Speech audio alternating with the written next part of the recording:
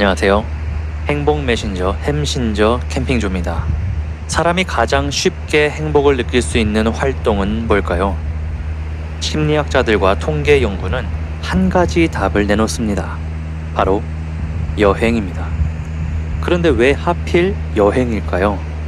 이 질문에서 오늘의 이야기가 시작됩니다. 행복은 왜 낯선 곳에 있고 익숙해지는 삶은 왜 우리를 점점 무기력하게 만들까? 여행에는 세 가지 결정적인 요소가 들어 있습니다. 선택의 자유, 관계의 자유, 장소의 자유. 내가 오늘 뭘 할지, 누구와 있을지, 어디에 갈지를 온전히 내가 결정하는 구조이기 때문이죠. 하지만 이건 겉모습에 불과합니다. 여행의 진짜 본질은 낯섦인 것 같아요. 아직 익숙하지 않은 풍경, 익숙하지 않은 언어, 익숙하지 않은 냄새와 감각들, 그 모든 것들이 우리의 감각을 흔들어 깨우고 뇌를 새롭게 연결하게 만듭니다.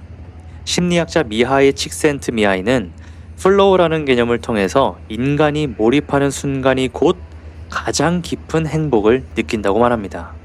그리고 그 몰입은 적절한 난이도의 도전 속에서만 나타난다고 해요.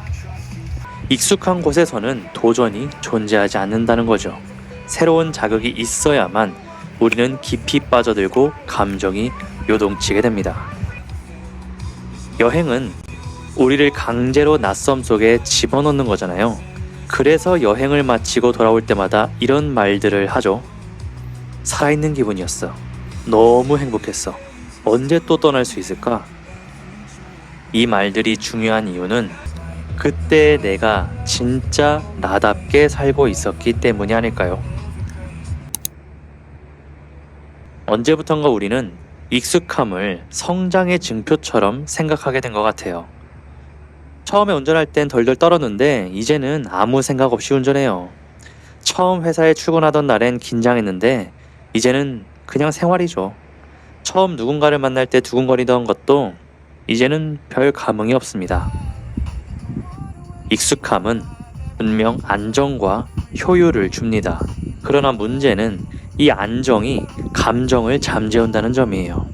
그런데 우리는 그것을 어른스러움이라고 부릅니다. 더 이상 놀라지 않는 태도, 의연함, 경험으로 미리 판단하고 감정을 억제하는 것. 그걸 성숙이라고 착각하는 거죠.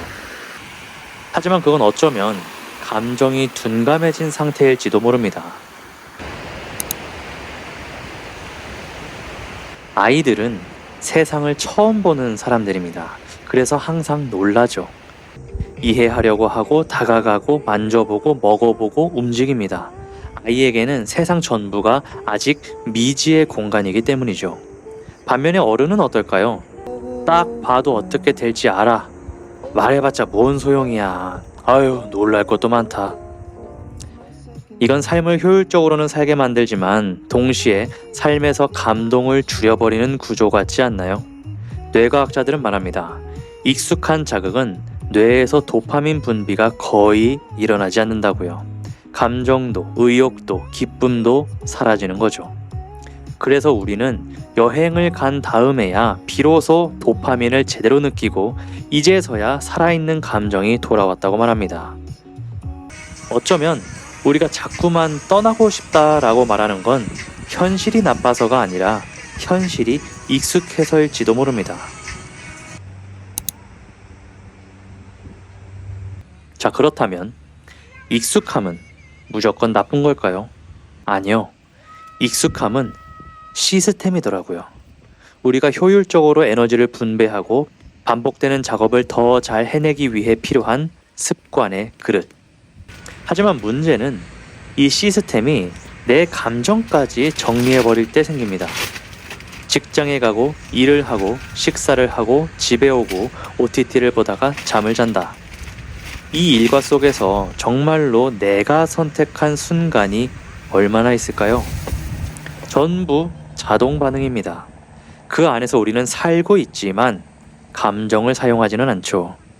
심리학자들은 이를 인지적 자동화라고 설명하는데요. 인간은 효율을 위해 자동화된 행동 루틴을 선호하고 그 속에 머무르면 편안하지만 감정이 없는 상태에 도달한다고 말해요. 그걸 반복하면 결국 우리는 생존하고는 있지만 살아있는 느낌은 사라지는 존재가 됩니다. 그렇다면 우리는 어른이 될 때까지 혹은 진짜 내 삶의 중심에 설 때까지 무엇을 해야 할까요? 저는 이거를 추천드리고 싶어요. 익숙함을 줄이고 낯섦을 찾아가라. 익숙함은 우리가 어른이 되었다는 착각을 주지만 그 안에서 우리는 점점 더 덜 반응하는 인간이 되어갑니다.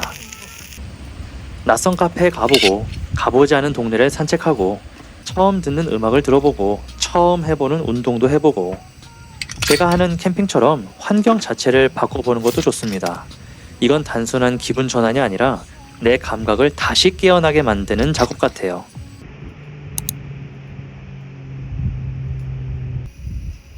저는 캠핑을 시작하면서 처음으로 이런 걸 느꼈습니다. 오늘 내가 가고 싶은 곳에 왔다. 오늘 하루 일정을 내가 자유롭게 선택했다. 나는 지금 내가 원해서 여기에 있다. 너무 당연해 보이지만 우리는 평소에 이런 선택을 하지 못한 채 살고 있습니다. 낯섦은 바로 그 선택을 되찾는 방법인 것 같아요. 내가 진짜 원하는 방향으로 하루를 살아보는 연습. 그래서 저는 요즘 어른이 되는 걸 조금 이루고 싶다는 생각을 합니다. 그 말은 즉 세상에 익숙해지고 싶지 않다는 말이기도 해요. 익숙함은 안정이고 낯섦은 생동감입니다. 그리고 행복은 반드시 생동감 속에 존재하는 것 같아요. 마지막으로 질문 하나만 해볼까 합니다. 요즘 여러분을 놀라게 한 건 무엇이었나요? 감탄하게 만든 건? 내가 아직 이런 기쁨을 느낄 수 있구나 라는 생각이 들게 한 건?